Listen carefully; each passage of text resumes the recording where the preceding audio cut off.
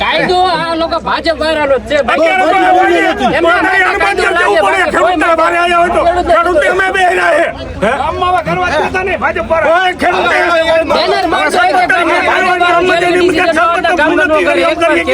અમને ગામના મહેરબાની સરપંચ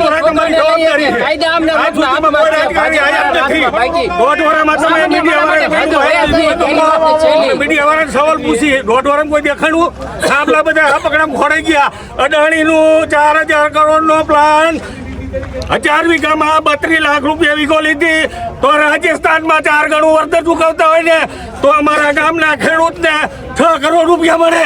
અમે શું કહ્યું હમણાં બેઠા 20 વર્ષ કે સરપંચમાં અત્યારે ખેડૂત રજૂઆત કરવા આવે ને અમે રજૂઆત થઈ. અમારો કોઈ વિરોધો નથી. જેતપરની સાહોણીમાં જે નિર્ણય આવે ને એ શિરોમાન્ય છે.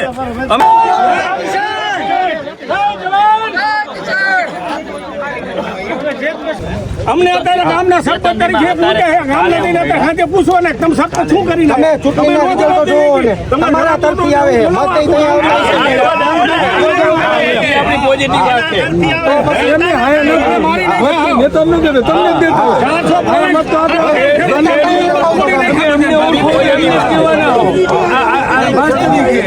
આપણે તાલુકાના ખેડૂત તમને હેવીને બધા હાલે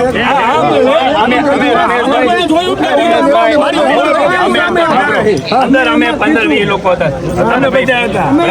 આપણો વિરોધ પક્ષના લોકો હતા. મોદી હતો. બધાની વચ્ચે કીધું કામ પેલા તમારે એના ચેરમેન તરીકે અત્યારે બસ વાત ની શરૂઆત. ખેડૂત ભેગા હોય તો ખેડૂત તમને બેહરા ખેડૂતે બેહરા તમને જોઈને ગુજરાતના ખેડૂતે ચેરમેન તરીકે તમારી રેતી પહેલા જવાબદારી આવે ખેડૂતે અમે કરી છે.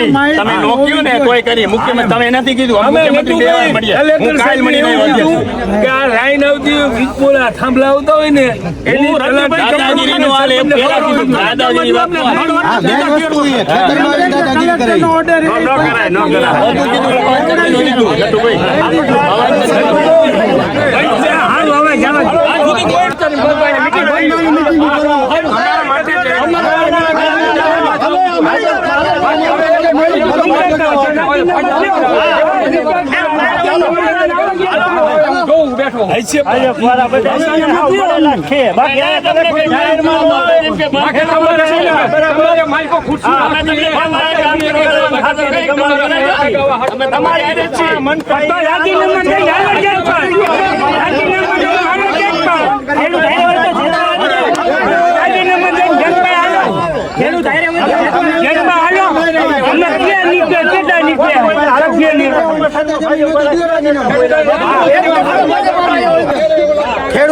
ખેડૂત દીકરા કરે બધા નેતા. તો જો ખેડૂત દીકરા હોય તો રાજીનામા દઈને આવે છે.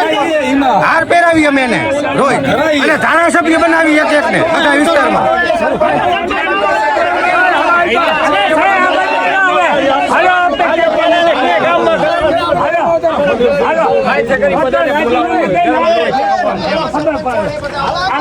એવું નથી તમે વાત કરો અમે આ મત દીધા નહીં અમારી ભૂલ થઈ જાય મત દીધા એ અમારી ભૂલ થઈ જાય.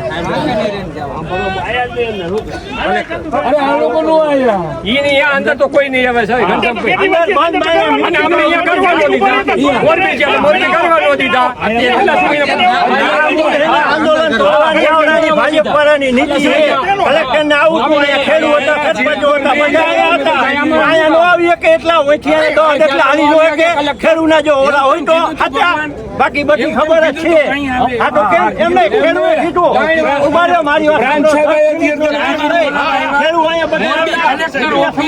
તમારા માટે જ ભગવાન આવ્યા તો કેમ નહીં તમને બોલાવા આવ્યા તમકો અમે નથી આવ્યા ખેડૂત અહીંયા બેઠા હતા બરાબર તમને ભગવાન મળવા આવ્યા હતા એવી વાત તમને મળવા